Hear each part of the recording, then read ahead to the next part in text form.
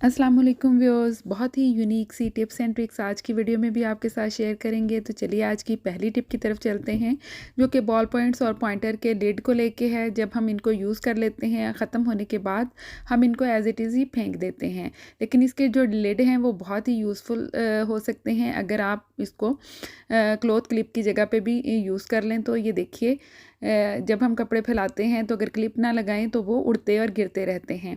तो अगर आप इस तरह से इसका लिड जो है वो इस तरह फिक्स कर दें इसके ऊपर, तो आपके कपड़े नीचे भी नहीं गिरेंगे और हवा के साथ इधर उधर भी नहीं जाएंगे।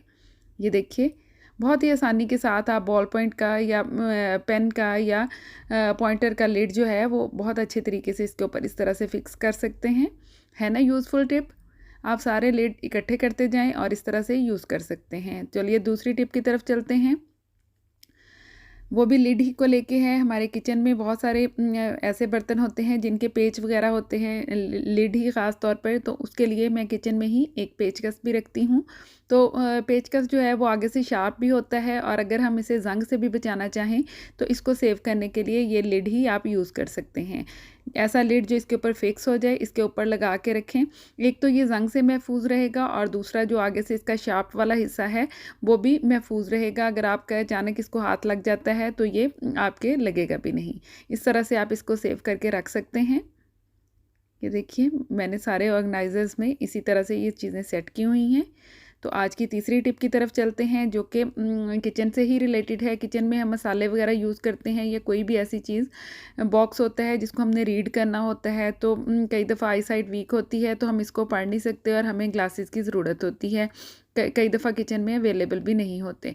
तो अगर फ़ौरन से ही इसको यूज़ करना हो तो मैं मोबाइल यूज़ कर लेती हूँ। इसका कैमरा ऑन करें, और जो भी बहुत छोटी राइटिंग आपने रीड करनी हो तो आप अपना कैमरा ऑन करके तो इसके ऊपर फिक्स करके इसको इस तरह से लार्ज करके देख सकते हैं।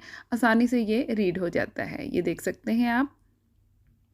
इस तरह आप ये मसालों के, स्पाइसेस के जो बॉक्सेस हैं इसके ऊपर बारीक लिखा हुआ भी आसानी से पढ़ सकते हैं। किसी भी और पैकेट की एक्सपायरी वगैरह देखनी हो तो उसको आप इस तरह से चेक कर सकते हैं, जो बहुत ही डिम राइटिंग में लिखी होती है।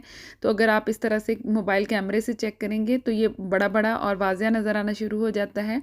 आप इसको आसानी से पढ़ सकते हैं। है ना यूज़फुल ट्रिक? तो आज की चौथी टिप की तरफ चलते हैं, जो कि लाइटर को लेके है। कई दफ़ा हमारे लाइटर नए ही होते हैं, लाइटर नया ही होता है लेकिन ये चल नहीं रहा होता, और हमें ये भी आइडिया होता है कि इसमें भी फ्यूल भी है, तो ये क्यों नहीं चल रहा। तो अगर आप इसको 2 से 3 घंटे के लिए धूप में रख देंगे, कि अगर इसमें कोई पानी वगैरह चला गया है तो वो धूप से खुश्क हो जाएगा और आपका लाइटर जो है दोबारा से अच्छे तरीके से काम करना शुरू कर देगा। 5वीं टिप की तरफ चलते हैं, जो कि चीनी को लेके है। कई दफ़ा चीनी के बड़े बॉक्सेस में ये इसकी डलियाँ सी बननी शुरू हो जाती हैं। तो उसके लिए मैं ये सिलिका जेल जो हमारे अक्सर कपड़ों वगैरह के साथ आता है, या जो भी नई चीज़ें हम ख़रीदते हैं अक्सर के अंदर ये सिलिका जेल होता है, ज्वेलरी वगैरह के साथ भी। तो इसको मैंने इसी के चीनी वाले डिब्बे के जार के ढक्कन में टेप के साथ दोनों तरफ से फिक्स कर दिया है। थोड़ी थोड़ी सी टेप काट के इसके दोनों तरफ लगा के इसको फिक्स कर दिया है। अब ये इस तरह से लिड इसके ऊपर रहता है, चीनी के अंदर भी कोई चीज़ नहीं गई है, लेकिन सिलिका जेल इसकी सारी नमी जो है वो अब्जॉर्ब कर लेगा और चीनी जो है वो महफूज रहेगी। अगर आप इस तरह से ना करना चाहें तो कुछ लौंग भी इसमें डाल सकते हैं। अगर लौंग की खुशबू भी आपको पसंद ना हो तो सादा चने जो होते हैं, वाइट चने या ब्लैक चने, वो भी 5 से 7 इस जार में अगर डाल देंगे तो इसकी डलियाँ नहीं बनेंगी।